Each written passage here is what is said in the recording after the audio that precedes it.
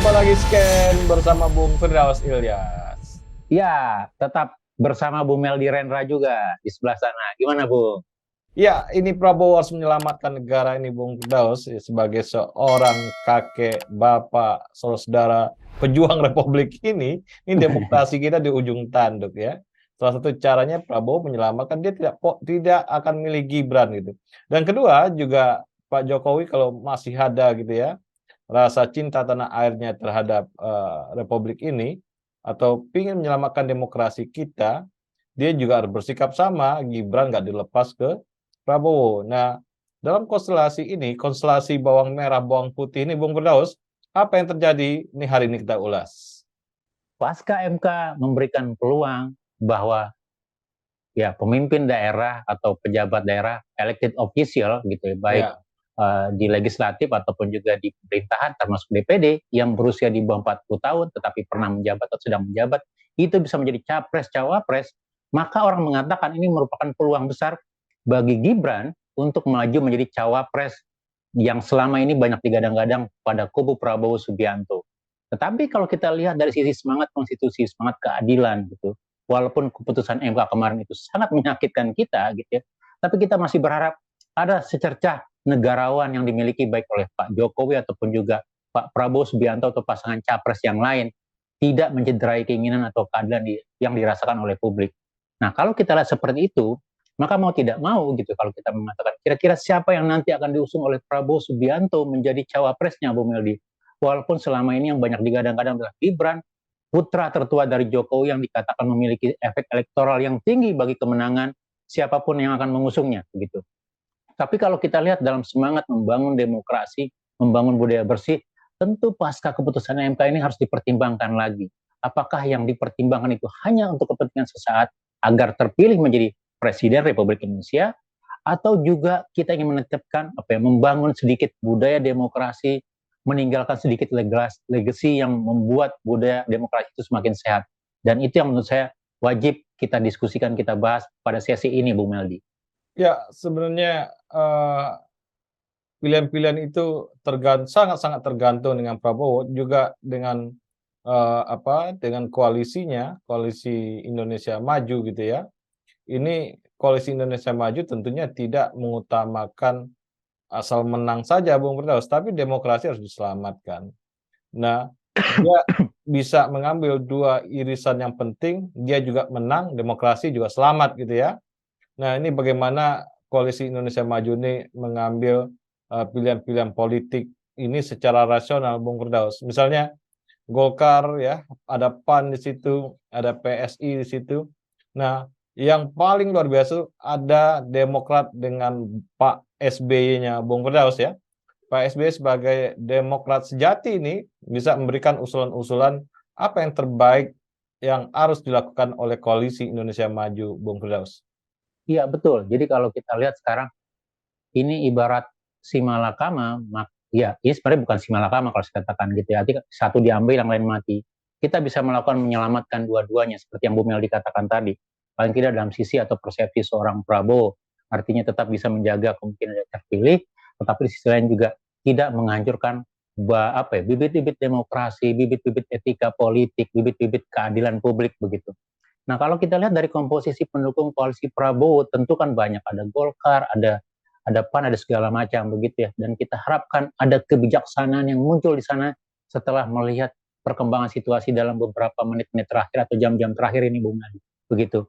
Sehingga gitu ya, tidak dengan serta-merta mengakomodir misalnya menaikkan seorang Gibran, walaupun sekali lagi tentu ya harus Gibrannya harus setuju, kemudian setuju oleh pemimpin tertingginya Pak Jokowi sebagai presiden begitu ya, termasuk juga persiapan segala macam. Artinya dia tidak mengangkat atau meminang Gibran sebagai cawapresnya begitu. Dan saya pikir ini adalah opsi yang paling bagus, paling sehat gitu ya, dan akan memberikan dampak A+ dari publik kepada pasangan Prabowo begitu. Nah, sebagai kompensasi atau gantinya, Prabowo tentu punya banyak alternatif dari berbagai survei, dari berbagai pertimbangan gitu ya. Bahkan kalau kita lihat dari kandidat-kandidat cawapres yang sudah ada begitu. Artinya apa? Dia sebenarnya punya opsi-opsi lain yang lebih bisa menangkap tidak hanya sekedar membawa terah Jokowi, tetapi juga bisa menangkap aspirasi publik dengan kandidat cawapres yang lain. Kita ambil contoh gitu ya. ada Erick Thohir, ada Sandiaga di sana, gitu ya. Ada Ridwan Kamil di sana, atau ada beberapa yang lain mewakili misalnya daerah Indonesia Timur gitu ya, atau Jawa Timur begitu. Dan saya pikir opsinya cukup banyak begitu. Jadi sebenarnya ini bisa mengeliminir kepentingan politik pragmatis yang sekarang menggoda di depan mata. Artinya apa? Kalau kita baca komentator atau komentar dari para petinggi koalisi Indonesia Maju pasca keputusan yang memberikan peluang itu gitu ya, mereka mengatakan, oh ya kita akan coba diskusikan segala macam, paling tidak apakah juga nanti di antara koalisi pimpinan-pimpinan koalisi itu sepakat begitu ya, dan kita harap ada kebijaksanaan dari sana, apakah dari Pak SBY sebagai Dewan Penasihat Demokrat atau juga dari Erlangga sebagai Golkar dan seterusnya, sehingga nanti harapan publik itu bisa menjadi pilihan utama, Bu Meldi.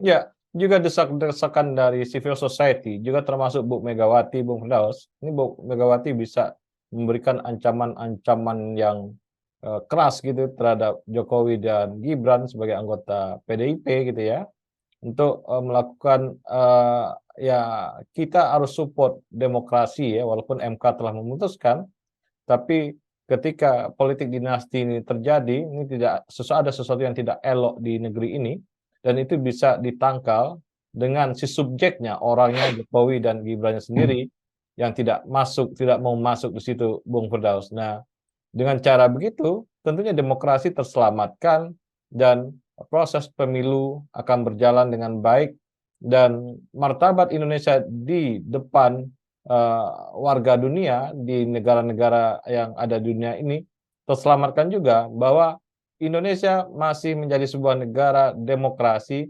tidak berdasarkan paham-paham dinasti yang saat ini telah terlihat dan telah dibicarakan oleh dunia internasional. Iya, sikap kenegarawanan itu yang sedang ditunggu sekarang.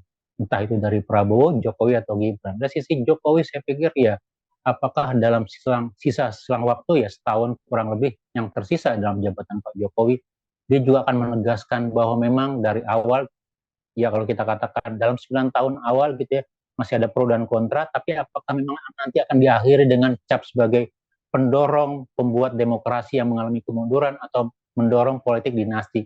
Itu tantangan buat Pak Jokowi. Begitu. Apakah nanti milestone-nya akan dihiasi dengan politik dinasti pada akhir jabatannya? Kalau tidak gitu ya, maka dengan kenegarawannya bisa mengatakan dia tidak akan mendorong putranya, tidak akan mengizinkan putranya untuk menjadi cawapres. Begitu. Begitu juga dengan seorang Gibran.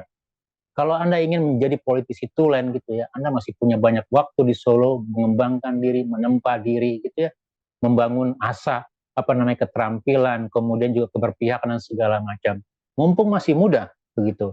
Jadi kalaupun juga Gibran dengan tegas mengatakan, oh ya saya tidak akan maju sebagai cawapres, entah dipinang atau tidak begitu ya, saya akan lebih banyak berproses, bertanggung jawab di Solo, itu jauh lebih mengenakan, itu jauh lebih elok untuk publik, Bu Mel. Jadi kita pikir sebenarnya banyak hal-hal yang bisa kita jadikan sebagai pembatas agar gitu ya, demokrasi ini tidak dicederai. Gitu. Pada satu sisi kita bicara bagaimana memperbaiki MK, tapi di sisi lain kita bicara juga bagaimana membangun politik yang sehat, yang mengedepankan keadilan, yang mengedepankan kepentingan publik, kepentingan interest tertentu begitu. Dan ini sebenarnya tantangan gitu. Dan ingat gitu ya, bagaimana mereka merespon isu-isu ini gitu dalam 2-3 bulan ke depan, termasuk nanti menerima godaan dari keputusan MK ini, itu akan sangat sedikit banyak akan mempengaruhi suara-suara mereka nanti. Saya bisa jadikan misalnya, kalaupun juga misalnya nanti Prabowo memilih Gibran, bisa jadi suaranya bukan naik malah mundur gitu. Karena apa? Aspirasi publik yang melihat ini tidak baik untuk demokrasi, itu melanggengkan politik dinasti misalnya, atau membangun sesuatu yang tidak sehat, bisa jadi suaranya tergerus gitu. Jadi opsi-opsi itu juga harus dipertimbangkan di dalam bagaimana mereka nanti merespon gitu ya, terutama dalam mempersiapkan dalam pasangan capres ya, termasuk cawapresnya nanti yang akan didaftarkan di KPU, Bu Meldi. Ya, seandainya skenario Gibran ini tidak terjadi, Bung Des, artinya demokrasi kita berjalan dengan baik. Siapa nih calon yang bisa kita ulas hari ini yang bisa mendampingi Prabowo, Bung Firdaus? Tentunya dengan pendamping itu dia punya calon yang terbaik, Bung Firdaus. Ya kalau kita lihat dari sisi hasil jejak pendapat, hitung-hitungan ya terkini lah untuk politik ya, paling tidak saya pikir ada dua yang paling tidak bisa dijadikan sebagai patokan begitu ya. Walaupun ada opsi-opsi yang lain, Bung Meldi. Pertama kalau kita bicara dari sisi misalnya mengamankan wilayah tapal kuda atau wilayah Jawa Timur lah, Ibu Kofifa bisa kita masukkan sebagai salah satu alternatif untuk Pak Prabowo. Walaupun misalnya di situ juga ada Pak Mahfud ya, karena sekali lagi Pak Mahfud juga tentu bukan, kalau nanti ditarik sebagai cawapres di luar pemerintah bisa jadi dia mengundurkan diri atau keluar dari kabinet, dan itu sah-sah saja gitu. Nah yang kedua kalau kita lihat dari sisi elektoral, dari sisi survei-survei sebelumnya, Erick Thohir itu paling tinggi begitu. Dan saya pikir Erick Thohir cukup kuat untuk bisa jadikan alternatif sebagai cawapresnya Prabowo. Walaupun sekali lagi kalau kita lihat suara Golkar gitu ya, di sini juga akan menjadi pertimbangan begitu ya. Tapi sekali lagi dua itu dalam sisi masyarakat awam layak dipertimbangkan sebagai alternatif gitu. Walaupun tidak menutup kemungkinan bisa muncul alternatif yang lain, Bung Meli. Tapi sekali lagi itu yang bisa kita coba raba sebagai alternatif dan tidak serta-merta selalu berkata, oh ya Gibrannya sebagai solusi untuk Prabowo. Carilah di luar Gibran, masih banyak kandidat lain yang jauh lebih baik yang bisa memberikan manfaat untuk publik, Bung Meldi. Dan sebagai tambahan Ketua Tim Ses Gibran, Bung Firdaus, ini untuk menyelamatkan ya, untuk memberikan ruang juga bagi Gibran sebagai Ketua Tim Ses nih, Bung Firdaus. Ya, kalau kita lihat kan, ya Gibran selain digadang-gadang menjadi cawapres, dia juga banyak dicoba ditawarkan menjadi bagian dari tim ses. Yang salah satu yang agak kuat itu tim ses dari Ganjar, begitu ya. Tapi saya pikir dalam konteks yang lebih strategis, yang lebih pragmatis, yang memberikan manfaat banyak, sebenarnya tidak terlalu banyak memberikan manfaat kalau dia menjadi ketua tim ses. Ya. Jauh lebih bermanfaat kalau dia berkonsentrasi sebagai wali kota Solo. Oke lah, dia punya tendensi atau dukungan politik silahkan saja. Tapi terjun dalam politik praktis, kemudian ikut dalam masa kampanye, itu akan mengganggu proses-proses pelayanan publik atau pekerjaannya sebagai kepala daerah. Karena harus cuti 4-5 bulan, begitu Bung Lidi, dan itu tidak sehat menurut saya begitu. Jadi mungkin sebagai supporting atau pendukung tertentu silakan saja, tapi bagian dari politik praktis kayaknya nanti dulu lah, tunggulah beberapa tahun lagi Bung Meldi. Gitu. Iya, terima kasih Bung Firdaus. Sama-sama Bung Meldi, terima kasih banyak. Salam Indonesia bersih. Salam Indonesia bersih.